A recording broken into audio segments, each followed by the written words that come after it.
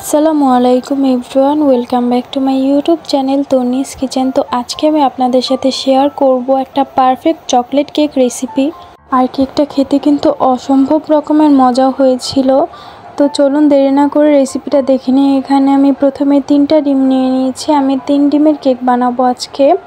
তো আমি কুসুমটা আলাদা করে নিচ্ছি ডিমের সাদা অংশ থেকে।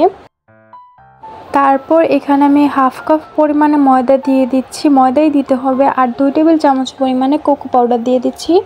3টি ডিমের জন্য 2 টেবিল চামচ পরিমাণে কোকো পাউডার দিতে হবে। আর 1 টেবিল চামচ পরিমাণে আমি কর্নফ্লাওয়ার দিয়ে দিচ্ছি।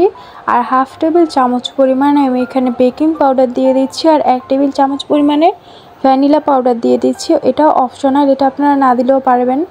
আর আমি হাফ চামচ পরিমাণে সোডা দিয়ে ভালো করে চেলে নিয়েছি এটা। এখন আমি ডিমের সাদা অংশটাকে বিট করে নিব। বিটারের 1 স্পিড দিয়ে আমি এটাকে বিট করে নিব কিছুক্ষণের জন্য। আর এটা কিন্তু ওভারবিট হলে কেকটা পরে চুপসে যাবে। যারা আমার চ্যানেলটিকে এখনো পর্যন্ত সাবস্ক্রাইব করেননি তারা কিন্তু তাড়াতাড়ি সাবস্ক্রাইব করে দিবেন। এখন কিন্তু আমি এর মধ্যে হাফ কাপ চিনি অল্প অল্প করে দিয়ে দিব। একবারে ঢেলে দিলে কিন্তু হবে না, এটা অল্প অল্প করে অ্যাড করতে হবে। তারপর আমি ভালো করে বিট করে নিব। আমি চিনিটা 2-3 বার করে অ্যাড করব এখানে আমি বাকি চিনিটুকু দিয়ে দিচ্ছি। তারপর এটা ভালো করে বিট করে নিতে হবে। এখন আমি 3টা ডিমের কুসুম অ্যাড করে দিব এখানে। তারপর আবারও ভালো করে বিট করে নিব এটা।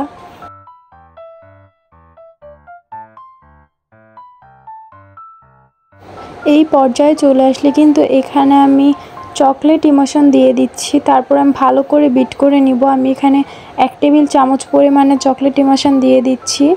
এই যে দেখতে পাচ্ছেন, এই পর্যায়ে চলে আসলে কিন্তু এটা পারফেক্টলি বিট হয়ে গিয়েছে। এখন আমি আস্তে আস্তে ময়দাটা অ্যাড করে দিব।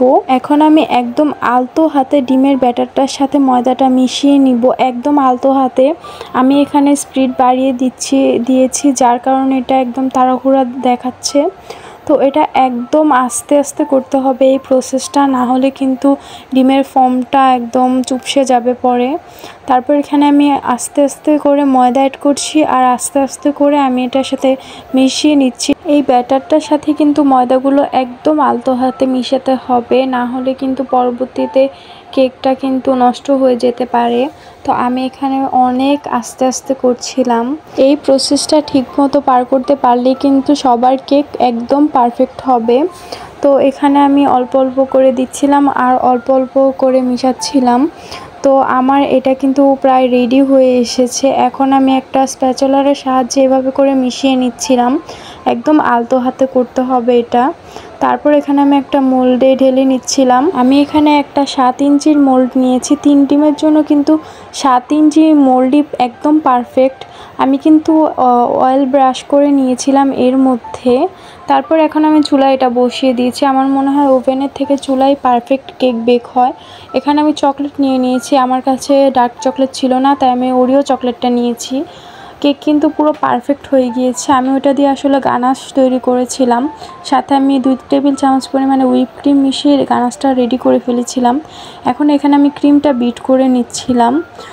এখানে আমি কিন্তু একটু রসমালাই ফ্লেভারটা অ্যাড করেছি, মিল্ক ফ্লেভার যেটা, ওইটা দিলে কিন্তু ক্রিমের টেস্টটা অনেক ভালো আসে। তো সবাই এটা দেওয়ার চেষ্টা করবেন। তো এখানে আমি কাগজটা উঠিয়ে নিচ্ছি।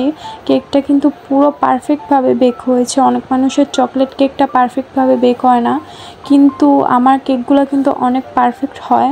তো সবাই কিন্তু এই রেসিপি চাইলে ফলো করতে পারেন। তো এখন আমি কেটে নিচ্ছি কেকগুলা। আমি 3টা স্লাইস করে নিয়েছি। এখন আমি বোর্ডের মধ্যে ক্রিম লাগিয়ে নিচ্ছি।